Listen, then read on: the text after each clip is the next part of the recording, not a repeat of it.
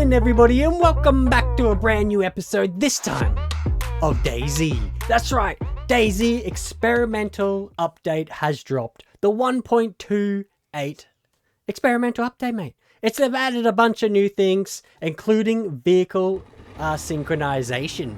So we jumped in our vehicle and we headed out of the bay to find ourselves a vehicle to test.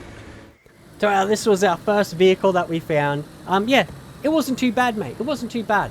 It's definitely a lot better than what it was before. What I found was it was a lot more responsive. So when you jumped on the gas, it went straight away. When you turned, it turned straight away. When you braked, it braked straight away, which made it a lot more better of a vehicle to drive. So it's pretty interesting on how far that DayZ has gone with their vehicles. I remember the vehicles back in the day, they were absolutely terrible. So we tested a few other vehicles as well. I jumped behind the wheel of this little beast, mate. As you can see, I'm just not the best driver, mate. I was doing a bit of drifting testing, alright? That's what I was doing. Now, this vehicle, we did take it through a couple S-bends as well, just to give it a test. And yeah, it was pretty much the same as the other vehicles that we tested.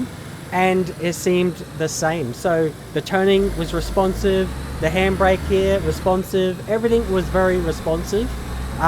The only thing I found is it had no difference in speed or like damage or anything like that. That's all the same. It was just like how responsive it actually is. So yeah, we gave it a test here with a flat tire just to see what would happen. And it did seem to work pretty well. The only problem I found was when you took the vehicles off-road, they seemed like as if the model had been lowered or something like that, and it seemed to hit the ground a lot more. This also happened on the roads driving around as well, so I'm not too sure what they've done there or how they're going to fix that, because it seems like something that they've done to make it more responsive. But yeah, I think they need to tweak it just that little bit, and they will be gravy, mate. Now, another vehicle that we tested when we went all the way out to the military base. We got ourselves behind the wheel of a Hummer, and yeah, the same thing. It did seem to have more acceleration down low end, but that was about it. The steering was very responsive as well. It had quicker braking, things like that. The top speed was still the same, the damage was still the same, everything like that. But we also gave it an off-road test, but unfortunately, I'm not the smartest person in the world, and my off-road test choice was a terrible choice, mate. I don't know why I didn't think it was what it was, but once I got to this point, you know, I knew I'd messed up. I knew I messed up. Now, I could not get it off of here, so that's where it stayed. Yeah, I don't know whether you would have been able to get it off there back in the day, but who knows. They've also added some new weapons. So, RAK-37. This thing can be found in your local police station and is an absolute beast of a weapon, mate. Like, this thing just minced people, mate. If you're going to the local police station, you better watch out. This is a fully automatic. It's crazy, mate. It's crazy. Like, look at the damage it does here. And they weren't headshots or nothing, mate. They were just full-on body shots, like, crazy. So I do think they're going to have to, like, tame this weapon down or something, especially in early game finding it. But, yeah, it's mad.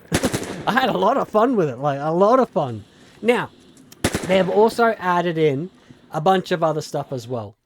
So, in this one, in 1.2.7, you can see how he's lifting up his weapon a lot quicker than what he is in 1.28 when you're getting close to a wall. So as you get close to the wall and you used to like lift up your weapon, now it takes longer when you get closer to that wall before it actually lifts it up, which is fantastic. I've got myself into many pickles with that exact situation where, you know, I went to go do something and it's lifted it up and I'm like, no. They've also added in 3 new sport scopes. So they've added in the Sportpoint Sight, which is fills a gap in the lower tier civilian scopes, making the hunting scope a lot more rare in the world. So if it wasn't rare enough as it was, it's even rarer now. They have the PSO-6, which is for Eastern rifles, and they have the Marksman Scope, which has a 3.5 times 10 zoom. So this thing's like a beast, mate. You whack it on something, it's going to zoom for miles.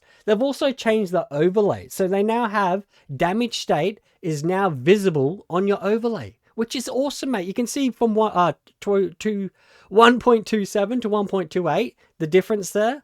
You got a much clearer view. It works with illuminated stuff and all that sort of thing as well. It's absolutely mad. I did find one, but unfortunately I couldn't find the weapon to put it on to test it. So actually probably should have just held it in my hand. I didn't think of that. Either way, we're going to leave this one here. So hopefully it's all like that, mate. Yeah, we're just going to leave it there. Smash the like button. Consider hitting that subscribe. And as always, I'll see you in the next episode. See you later.